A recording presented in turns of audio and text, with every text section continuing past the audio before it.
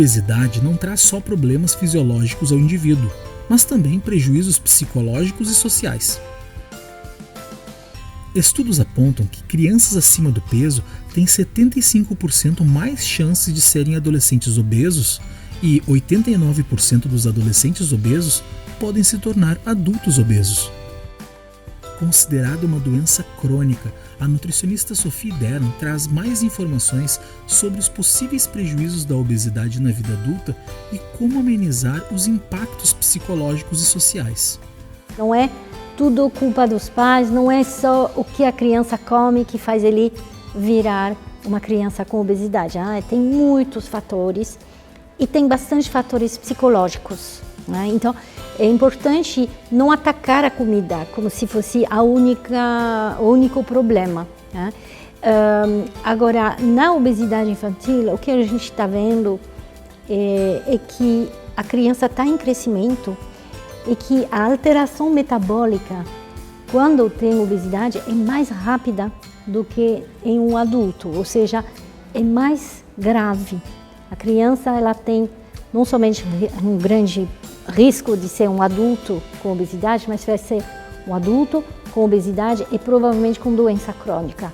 Logo cedo, a gente está, infelizmente, enfrentando uma onda de obesidade infantil que daqui a uns 10 anos vai ser uma onda de jovens que vão ter risco de diabetes, de doenças cardiovasculares, mais cedo do que a geração anterior.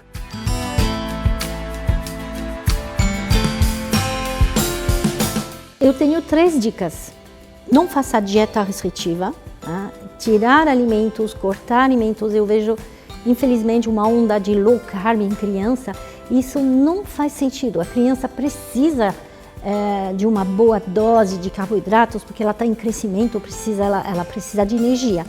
Segunda dica é coma mais alimentos frescos e caseiros. É aí que vem a dica para os pais.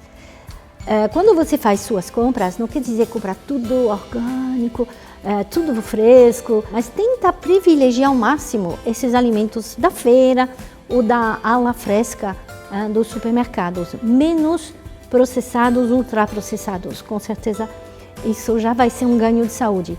E a terceira dica é cozinhar. E você pensa, cozinhar? Mas é tão chato. É verdade, mas o cozinhar é associado com uma melhor saúde da família. Quando a gente avalia as crianças que entram na cozinha e que cozinham com os pais, já tem menos risco de obesidade, menos risco de transtorno alimentar, comem de maneira mais variada, aceitam mais legumes.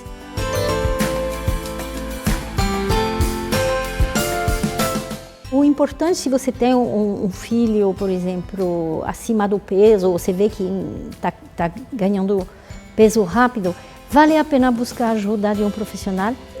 Em crianças, a gente não busca a perda de peso, a gente busca manter o peso e aproveitar do crescimento. A obesidade cresce de maneira significativa, atingindo todas as faixas etárias, mas quando se trata de sobrepeso na infância, é importante refletir sobre a discriminação, o preconceito e a exclusão, fatores de risco à saúde psicológica.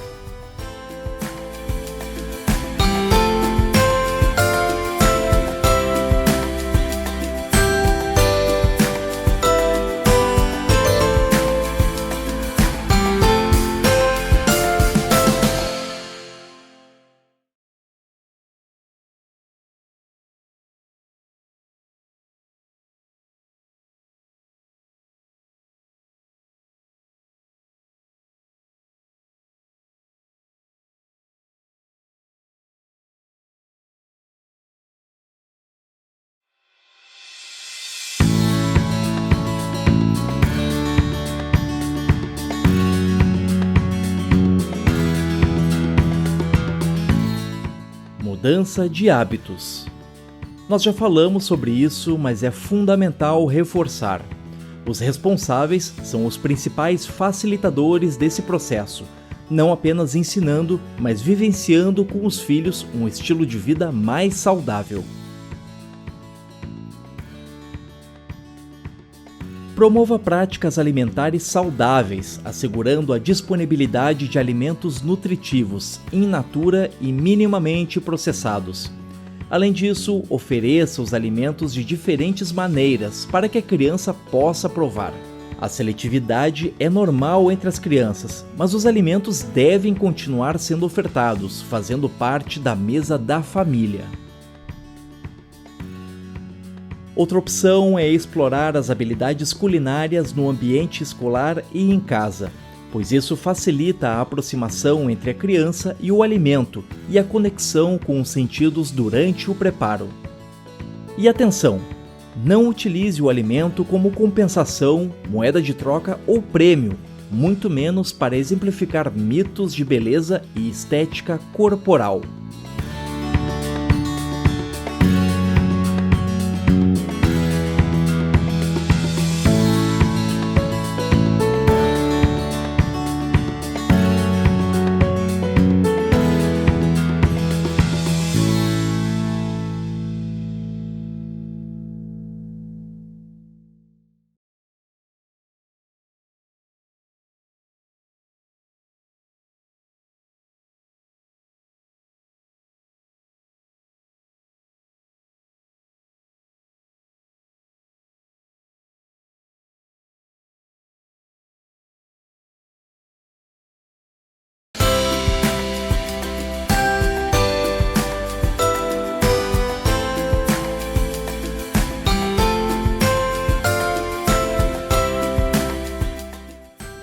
Lembre-se da máxima: prefira alimentos in natura ou minimamente processados e preparações culinárias a alimentos ultraprocessados.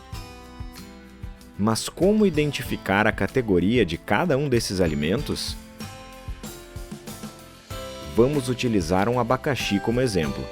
A fruta é considerada um alimento in natura, enquanto o abacaxi em calda é um alimento processado e o suco em pó de abacaxi é um alimento ultraprocessado.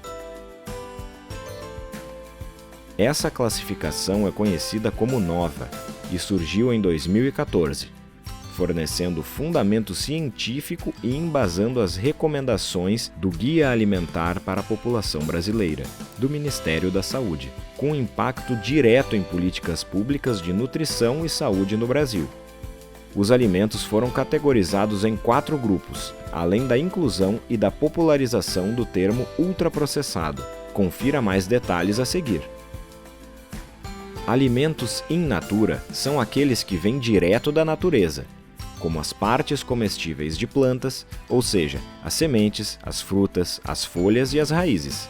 São também aqueles que vêm dos animais, como os músculos, os ovos e o leite. Nessa categoria ainda estão incluídos os cogumelos e as algas. Já os minimamente processados são os alimentos in natura que precisam de algum processamento antes de chegar ao consumidor final, mas que não têm adição de ingredientes ou transformações que os descaracterizem. Aqui se incluem as farinhas, os grãos de café, a carne congelada ou resfriada, entre outros. Sabe aqueles ingredientes que você usa para temperar e cozinhar algum alimento? Então, eles fazem parte do segundo grupo da classificação nova. São as substâncias extraídas de alimentos do primeiro grupo, por meio de procedimentos físicos, como prensagem, centrifugação e concentração. Por exemplo, o azeite, que é obtido de azeitonas, a manteiga, que é obtida do leite, ou o açúcar, que é obtido da cana.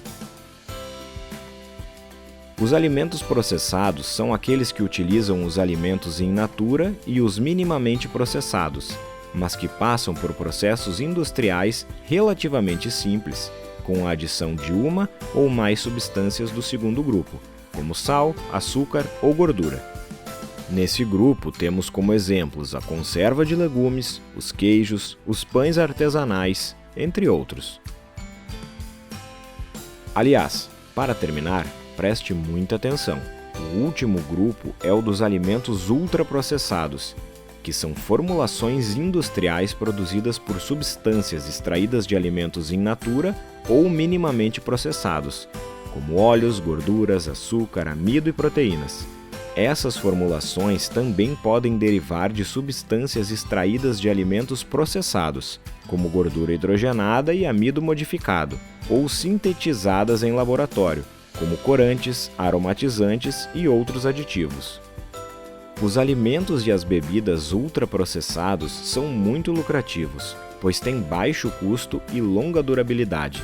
Além disso, estão prontos para o consumo e têm hiperpalatabilidade, ou seja, sabor extremamente intenso. É muito bom para ser verdade, não é? Então, seja cuidadoso e não caia em armadilhas. Sempre que possível, evite alimentos como refrigerantes, bebidas lácteas, salgadinhos de pacote, doces, chocolates, barras de cereais, bolachas ou biscoitos, pizzas pré-preparadas, macarrão instantâneo, entre outros. Cuide da sua dieta. Prefira sempre alimentos frescos e monte seu prato de forma colorida e variada. Lembre-se, alimentos ultraprocessados consumidos com frequência ou em excesso têm efeito nocivo à saúde e estão relacionados com obesidade, doenças cardiovasculares e diversos problemas sociais.